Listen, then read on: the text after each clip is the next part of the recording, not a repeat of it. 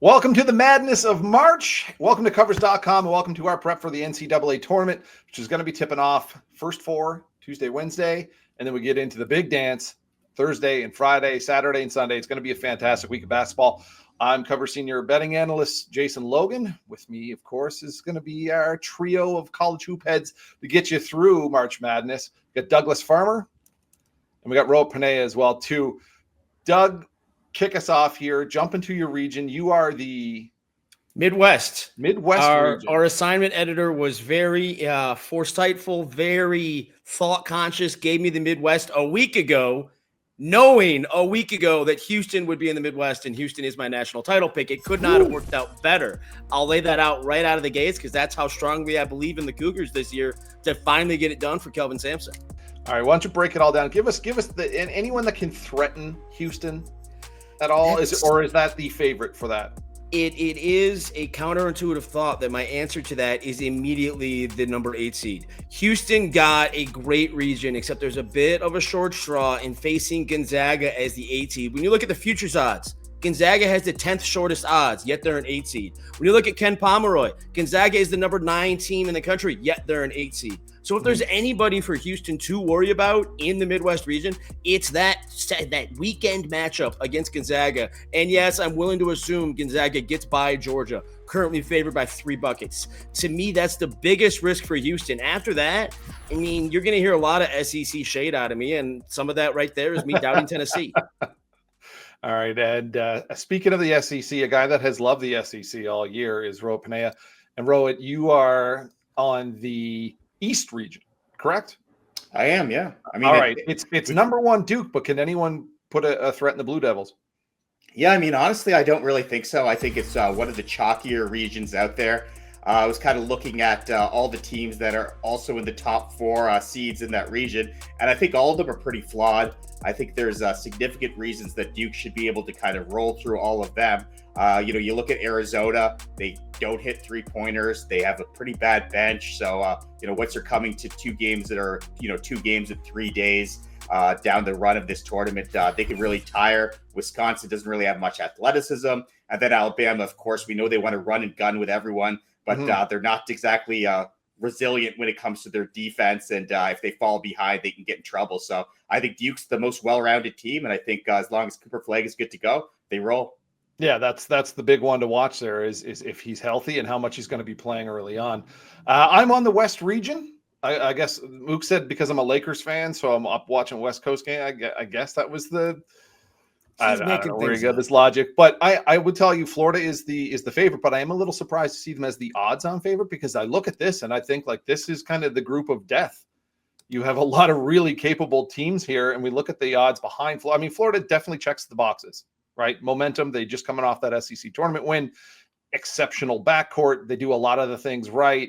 Fantastic offense, really good defense. And they also fit that formula, the top 21 in offensive efficiency, 37th in defensive efficiency, and top 12 in the week 6 AP national poll. I guess this is the magic formula that's picked the national title winner like 20 years in a row or something like that. But you look behind them, you got St. John's plus 600 as a 2 seed, great defense. We're worried about that offense a little bit and the validity coming out of the Big East. But then Texas Tech plus 500 is the 3 seed. And that's a real team right there. Great offense, great 3-point prowess. They do have some injuries. Chance McMillan, Darian Williams, 2 of their top scorers. They both score 14 points plus. Expected to play round of 64, but they were saying they don't know how much. So that's one thing to keep an eye on heading into that. But I do see Florida as that favorite. A deserving favorite, but I am surprised they're minus 120 to win the region. Our buddy Chris Hatfield's going to be doing the South region. Is it, I mean, the 3 of us, can we just agree that Auburn's getting out of here, or do we see anyone getting in Auburn's way? Neg 110, odds-on favorite, and you and I were talking pre-show. I don't have faith in Michigan State keeping up its kind of shooting that you would need to make that run to topple Auburn. I think Auburn is the surefire bet in the South. Yeah, I like, it's Izzo, it's depth with Michigan State. Very good defense. They shot the ball extremely well during that streak to end the season, but we saw what happened when their offense stalls out. And as good as Chase Richardson has been, and he's growing and going to be a great player, he's still not that guy. They don't have that guy that can just with 8 seconds left on the shot clock, get the ball, go one-on-one and score. It's just not there. And I don't know if their shooting is going to translate as well as it did in that tail end of the season. Rohit, is it Auburn or bust? Yeah, I mean, you guys kind of broke down why Michigan State kind of doesn't quite stack up to Auburn, but you look at the other teams in there, and I don't think they do either. Iowa State, after losing Gilbert, that is a huge loss for the Cyclones. And then you got Texas A&M, and extremely flawed offensively. I think they might not even make it out of the first round. So I think, a lot of reasons to like Auburn here, even though they might not have ended the regular season quite the way they wanted to. All right, spoiler, might have been a bit of a spoiler alert. Let's move on to sleepers and Cinderellas in our regions, and we'll stay in this side here. And you mentioned the Texas A&M matchup. Why might Texas A&M not get out of the first round? Yeah, I mean, main thing is I always look at what this Aggies team does well. They force turnovers, they rebound extremely well. But you look at Yale, and Yale does a lot of those things also. One of the best teams in the league at taking care of the ball, and they're also top 20 at rebounding rate. So they kind of negate both of those strengths for Texas A&M. And we know the Aggies really struggle with their shooting sometime. So I think we could see this get to be a really ugly game, and I think Yale could win an ugly one here. All right. And if we go back to your region, the East region, any sleepers, any Cinderellas there that you think could maybe make a Sweet 16 run, maybe throw a wrench in things? Yeah, I mean, if as far as sleepers go, I think Sweet 16 run, I think BYU is kind of in a really good spot there. I mean, they looked really good kind of down the stretch, winning a bunch of games before coming up against Houston in the Big 12 tourney. And you look at where they're going to be situated. They're playing in Colorado. That couldn't be better for them. I mean, this is a team that's used to playing at altitude. You've got, a couple games in a few days, and they could be running up against some teams that aren't used to really playing at elevation there. So that's a pretty big advantage for them. They're plus 180 to make it into the Sweet 16. I think BYU is definitely worth a little shot with that one. All right, Douglas, I know you are extremely high and have been high on BYU for most of the college basketball season. Let's swing to the Midwest, though. Any Cinderellas, any sleepers that could throw a wrench in things? I want to note on that BYU, if we get BYU Alabama, that game is going to be played in the 90s, and it's going to be an absolute barn burner. As for the Midwest, the upset I am most intrigued by is McNeese over Clemson. McNeese forces you to shoot a lot of threes and miss most of them. Clemson does pretty well from three because it relies on Chase Hunter. He is their primary shooter, shooting 41.2% from deep this season. If McNeese can key on him, Clemson's offense is going to be stymied, and that's where I see some value in McNeese. You could get me to think about McNeese to the second weekend. Otherwise, in the Midwest, the only sleeper is again Gonzaga, and that's really frustrating that the committee gave us the idea of Gonzaga-Houston in the first weekend. Gonzaga deserved better. Houston deserved better. And I also want to go back to the South and give a nod to Roe. I'm with you on Yale. Yale's biggest weakness is giving up open threes. A&M's not going to take advantage of that. All right. And McNeese, a bunch of grown men on that team too. There's those guys might be like 30-year-old fathers. There's a lot of experience on that team there. You could say the same thing for BYU. a lot of grown men strength on that side. Swinging back to the West, Ro, you and I both like Arkansas to maybe put the nail in the coffin when it comes to Kansas. Plus 4.5. I do like them as an underdog. Plus 4.5 at bet365. I'm going to look at say Maryland plus 1,000 to come out of this region and make it to the Final Four. I don't know if they're a sleeper for sure, but they have the front court talent, they have the back court talent, and they have multiple ways to beat you. This is a top 40 team in defense. They can shoot from outside, they can pound it inside, they can score points off of turnovers. They are a very versatile team. They draw a pretty tough challenge with Grand Canyon in that first round. We all remember Grand Canyon last year put the fear of God into Alabama. I took GCU plus 5.5 first half at Bet365 in that one, knowing that I think Maryland's going to stretch this one, but Grand Canyon has some great players and some good experience. I'm going to say in terms of upset wise or maybe, Cinderella wise, Drake is that scary mid-major in the West. And we'll maybe jump into that one in a second as well too. Let's talk upsets though. We talk Cinderellas. Is there going to be a big stunner do you want to call your shot right now when it comes to some of these big upsets? Douglas, I'll start off. Is there going to be a head-turning matchup that's going to burn everyone's bracket on that region? We have such a high bar for those after the last 5, 6, 7 years. We've had We those got two spoiled. 16 seeds win. Now the whole conversation is out the window. So this is going to seem modest. But I like the idea of New Mexico to the Sweet 16, maybe even New Mexico to the Elite 8. While we've been talking, I realized as much as we all believe in Auburn, give me New Mexico to win the South at 80-1. Simply for the value, because if they get to the second weekend, that 80-1 ticket is going to be sitting real pretty in my hand. I think the younger Richard Pitino is an underrated coach. Didn't get a real good shake here at Minnesota, and we see that's more of a school problem than a coach problem. And we might get two Patinos making runs to the second weekend in this tournament.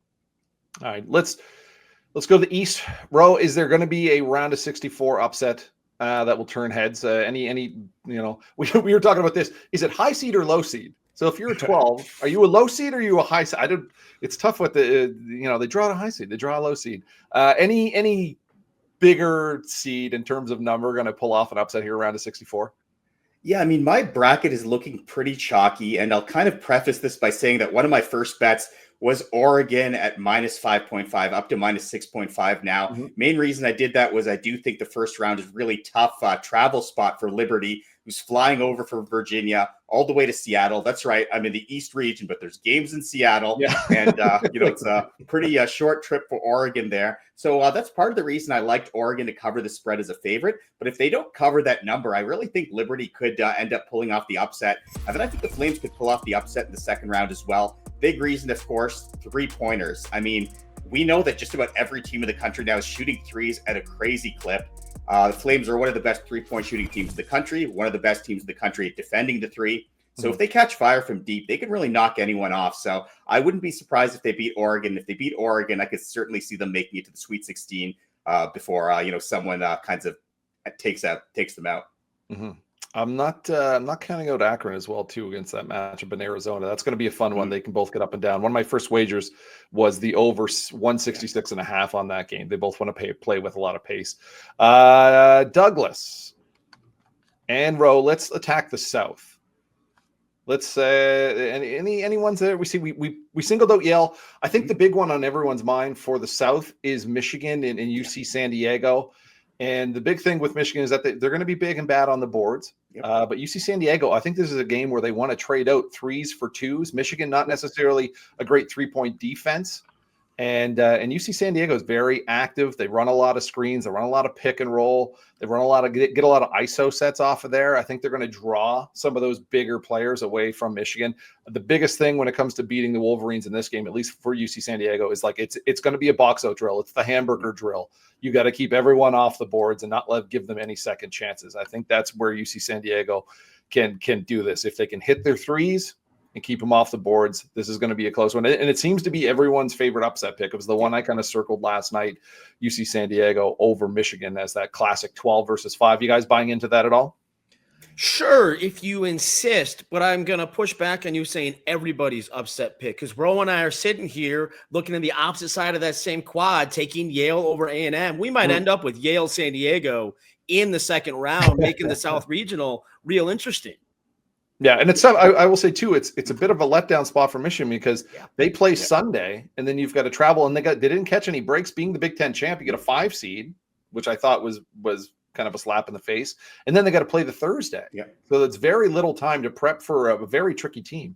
Yeah, and I think I pointed this out too on Twitter there, X or whatever we're calling it now. But Michigan's had problems with turnovers all season, coughing the ball up, sometimes without any sort of pressure. And the Tritons have a ton of ball pressure, lead the country in turnover margin. So definitely an area where they could have some success as well and kind of skew things a little bit, make this game chaotic. And anytime a game becomes chaos, it always favors the underdogs. Doug, you talked about McNeese. Any other things in the Midwest? Any other shockers in the Midwest for that round of 64? I haven't circled anything else. I mean, if you want me to say Utah State over UCLA, is a 10 over a 7 a shocker? I don't see either one of them getting past Tennessee, no matter how badly Rick Barnes does in the NCAA tournament. And that's further reason why I think that regional ends up being mostly chalk. Because I'm not going to say Rick Barnes is going to the Final Four. I'm going to keep riding with Houston. It is very much Gonzaga or bust if you want chaos out of the Midwest, which is possible. I mean, it's Gonzaga, but Houston's so good. You love Houston so much. Look, we all have our interest in this world. Mine is on a physical offensive rebounding team. And I did the math earlier today. While Houston is 7-1, Yep. if I do a conservative money line rollover, Yep. I'm going to be getting that at plus 781. Woo! And that's where you keep that in mind as you approach the tournament. There are many avenues to find profit. And when I did that math, I was conservative with the money line rollover. So I'm already finding value on Houston. This sounds like a Twitter thread. This sounds like a continuous Twitter thread as Houston rolls through the tournament. In terms of the West bracket, I kind of alluded, Drake is a team that is one of those scary mid-major teams. And I love the tournament because we get these mismatches in style. And this is probably one of the bigger mismatches in style. We have Drake in Missouri, and Drake is this slow pace, grind you down, really good rebounding team. And they've played and beaten power conference teams, so they're not going to be overwhelmed. They've beaten, not quality power conference teams, but they have wins over Vandy, Miami, and Kansas State. They've played some Power 5 teams. I think they can really throw Missouri in sand because the Tigers are a team that wants to get out in transition. They want to push points off a turnover. Drake just they don't turn it over. They're first in fast break points against. Plus 6.5 right now, plus 220 on the money line. So Drake could be that upset for, at least for me, in the West. Any parting thoughts here before we go? I know we're going to get to wrap it up here very, very soon. Yeah, one thing about the Midwest I kind of wanted to throw out there was a little underdog I kind of like a little bit there is High Point. Yeah. One of the things I noticed when I was kind of breaking down a lot of the games was that Purdue is one of the worst teams in the country at defending inside the arc, 350th in opponent 2-point percentage. The Panthers are top 20 in the country in 2-point percentage. So I think we're going to see a really efficient Panthers offense here. And, we could see Purdue go from making the national title last year to being bounced in the first round if they're not careful this year. One of the bigger line moves right out of the gate, too, because that was like a 9.5, 10, and I think we're seeing it as low as 8 at some spots right now. So a significant line move. A lot of people drawn to High Point as well, too. Doug, any closing ones? As of now, Monday afternoon, the only bet I have actually made is on that game. Give me the over 153.5. Yeah. Purdue overcorrected. Oh, you lose Zach Edey. Now we're not going to defend at the rim anymore. Mm-hmm. That said, Ro, I'm going to push back on taking High Point as a possible upset. I think Purdue's guards are just too veteran. Braden Smith has been everywhere and done everything. Mm-hmm. Fletcher Lawyer hits his threes. Yeah. Those help the overthought. I don't think High Point can pull off that upset. That's one thing. High Point has been able to kind of overpower some so-so offensive teams, and now they're running into a juggernaut. Purdue can put it up, that's for sure.